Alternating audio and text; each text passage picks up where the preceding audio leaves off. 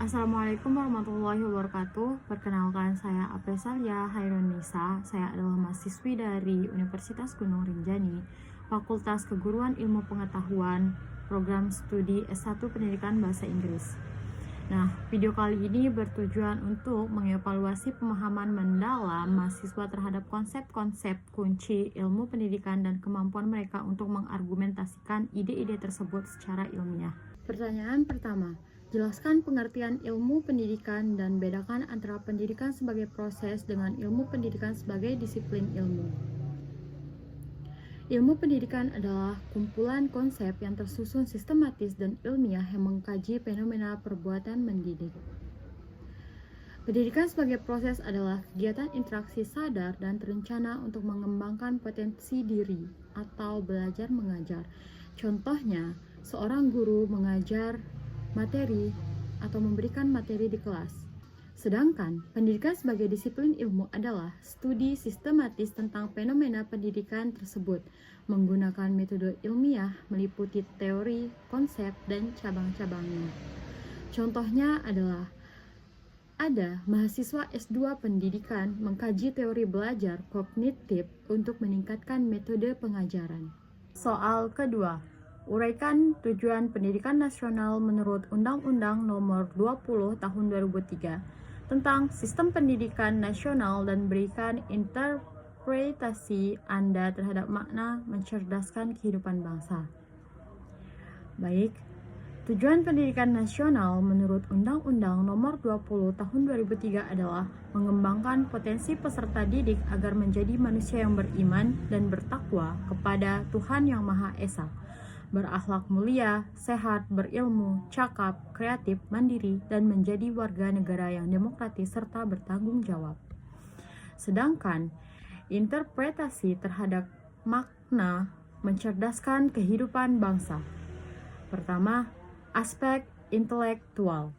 Aspek ini merujuk pada pengembangan kemampuan kognitif, pengetahuan, dan keterampilan berpikir kritis peserta didik. Kedua, aspek karakter dan moral, mencakup pembentukan watak serta peradaban bangsa yang bermartabat, berakhlak mulia, dan bertanggung jawab.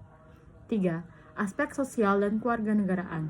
Aspek ini berfungsi untuk mengembangkan kemampuan dan membentuk watak agar individu menjadi warga negara yang demokratis dan kontribusi positif pada masyarakat. Empat, aspek kemandirian. Aspek ini mempersiapkan individu agar cakap, kreatif, dan mandiri dalam menjalani kehidupan serta berkontribusi pada pembangunan bangsa secara keseluruhan. Soal ketiga, jelaskan hubungan antara pendidikan, pengajaran, dan pembelajaran dalam konteks mahasiswa pendidikan bahasa Inggris. Hubungan antara pendidikan, pengajaran, dan pembelajaran dalam konteks mahasiswa bahasa Inggris adalah: pertama, pendidikan adalah tujuan akhir yang holistik, mencetak lulusannya tidak hanya menguasai kemampuan berbahasa Inggris, tetapi juga memiliki pemahaman kontekstual, kemampuan berpikir kritis, dan karakter sebagai calon pendidik atau profesional bahasa.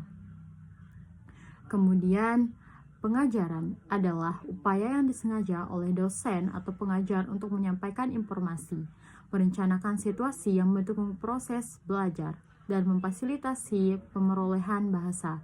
Ini adalah tindakan eksternal dari pendidik.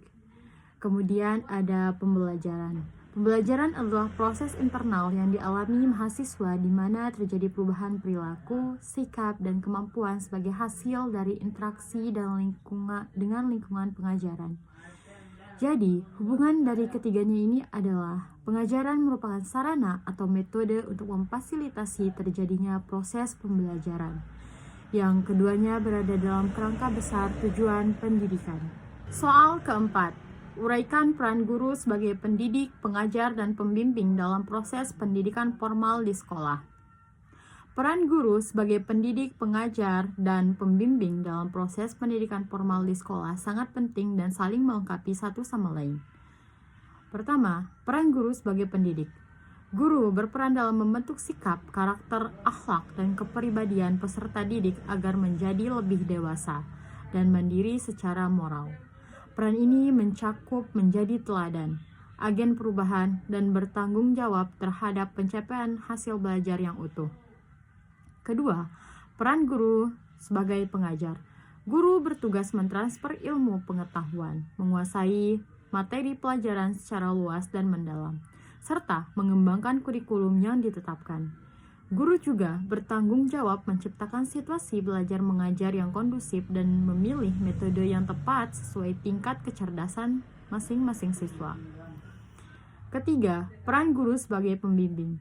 Guru berusaha membimbing siswa untuk menemukan berbagai potensi yang dimilikinya, membantu mencapai tugas perkembangan mereka, dan mengatasi kesulitan belajar. Guru juga bertindak sebagai mentor dan fasilitator yang menyediakan kemudahan serta bimbingan agar siswa tumbuh menjadi individu yang mandiri dan produktif. Soal nomor 5. Bagaimana Anda memahami konsep pendidikan sepanjang hayat atau lifelong education? Berikan contoh penerapannya di era digital saat ini. Di sini, maksudnya adalah konsep ini menekankan bahwa individu harus terus-menerus memperoleh pengetahuan dan keterampilan baru secara sukarela, didorong oleh motivasi internal terlepas dari usia atau latar belakang pendidikan formal mereka. Dan di era digital saat ini, penerapan konsep ini menjadi lebih mudah diakses dan fleksibel melalui berbagai cara. Pertama, pembelajaran online. Di sini kita mengambil kursus online. Kedua, pelatihan dan sertifikasi. Di sini kita bisa mengikuti pelatihan daring untuk mendapatkan sertifikasi di bidang tertentu. Ketiga, bergabung dengan komunitas belajar. Di sini kita bisa ikut berpartisipasi dalam forum online, grup media sosial, atau komunitas virtual yang berfokus pada minat atau bidang profesional tertentu. Keempat, di sini riset pribadi. Di sini kita bisa memanfaatkan akses internet untuk melakukan penelitian mendalam tentang topik yang diminati. Soal nomor 7. Bagaimana fungsi dan tujuan filsafat pendidikan dalam mengembangkan teori dan praktik pendidikan? Di sini, filsafat pendidikan berfungsi sebagai landasan teoretis dan panduan praktis dalam pendidikan. Filsafat pendidikan memainkan peran penting dalam mengembangkan teori dan praktik pendidikan dengan cara-cara berikut. Pertama, memberikan inspirasi tujuan ideal. Di sini, filsafat pendidikan memberikan inspirasi mengenai tujuan akhir pendidikan yang ideal. Kedua, landasan teoretis. Filsafat berfungsi sebagai kerangka berpikir untuk memahami dan menyelesaikan masalah pendidikan, serta menjadi sumber pengetahuan penting bagi pendidik. Ketiga, panduan praktis. Filsafat pendidikan membantu perumusan kurikulum, metode pembelajaran, dan interaksi guru-siswa yang sesuai dengan nilai-nilai dan tujuan yang dijunjung tinggi. Keempat, fungsi kritis dan normatif. Filsafat pendidikan menyediakan fungsi kritis, yaitu memberikan kritik rasional terhadap data dan konsep pendidikan, serta fungsi normatif, yaitu memberikan panduan menuju cita-cita pendidikan. Dan terakhir adalah saling melengkapi. Filsafat menyediakan dasar etis untuk teori pendidikan, sedangkan teori pendidikan mengimplementasikan konsep filsafat ke dalam praktik nyata di lapangan. Soal nomor 8. Uraikan faktor-faktor internal dan eksternal yang memengaruhi keberhasilan proses belajar mengajar. Pertama, faktor internal. Faktor internal berasal dari dalam diri individu yang belajar. Faktor-faktor ini meliputi pertama, kondisi jasmani atau fisiologis, kesehatan fisik dan fungsi alat indera yang baik sangat penting. Gangguan kesehatan atau cacat tubuh dapat menghambat proses belajar. Kedua, kondisi psikologis. Ini mencakup aspek mental dan emosional. Kedua, ada faktor eksternal yang berasal dari lingkungan di luar individu yang belajar. Faktor ini meliputi satu, lingkungan keluarga.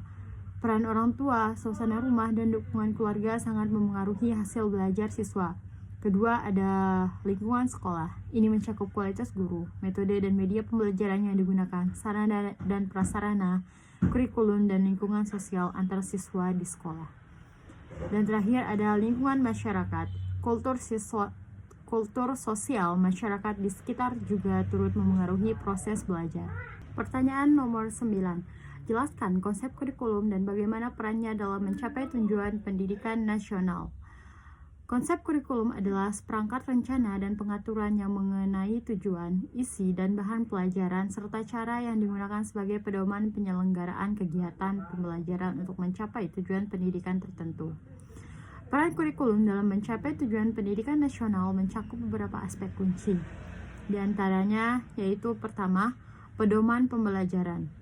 Kurikulum berfungsi sebagai pedoman bagi guru dan siswa dalam proses pembelajaran, memastikan semua kegiatan terstruktur dan terencana.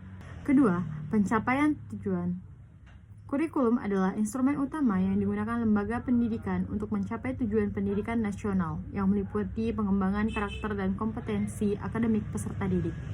Ketiga, ada pengembangan holistik. Kurikulum membantu siswa dengan pengetahuan, keterampilan, dan sikap yang diperlukan untuk meraih kesuksesan dalam kehidupan pribadi dan profesional, memastikan perkembangan holistik.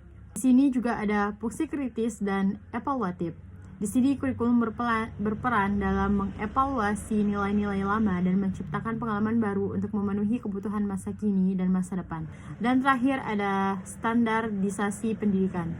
Di sini kurikulum nasional dirancang untuk memberikan standar pendidikan yang seragam di seluruh negeri, memastikan pemerataan pendidikan. Soal nomor 10.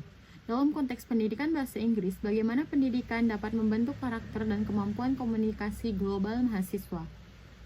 Pendidikan bahasa Inggris lebih dari sekadar tata bahasa dan kosakata. Ini adalah alat untuk pertumbuhan pribadi dan profesional di dunia yang saling terhubung. 1. Pengembangan karakter. Mahasiswa belajar tentang perspektif baru, menumbuhkan rasa empati dan menghormati keragaman. Hal ini membantu karakter yang lebih terbuka dan berpikir global. Kedua, ada peningkatan kemampuan komunikasi global. Bahasa Inggris berfungsi sebagai lingua franca atau bahasa penghubung universal dalam bisnis, diplomasi, dan ilmu pengetahuan. Kemahiran dalam bahasa ini memungkinkan mahasiswa untuk terhubung secara efektif dengan orang-orang dari berbagai latar belakang. Ketiga, ada akses informasi. Sebagian besar sumber pengetahuan dan informasi global tersedia dalam bahasa Inggris. Menguasai bahasa ini memungkinkan mahasiswa untuk mengakses dan memanfaatkan sumber daya ini, yang penting untuk pembelajaran berkelanjutan dan pengembangan keterampilan baru. Dan terakhir di sini yang sangat penting adalah kepercayaan diri. Kemampuan untuk berkomunikasi secara efektif dalam bahasa Inggris dalam berbagai konteks, dari percakapan sehari-hari hingga interaksi profesional secara signifikan, meningkatkan kepercayaan diri mahasiswa dalam lingkungan global. Kurang lebihnya saya mohon maaf. Sekian, Assalamualaikum warahmatullahi wabarakatuh.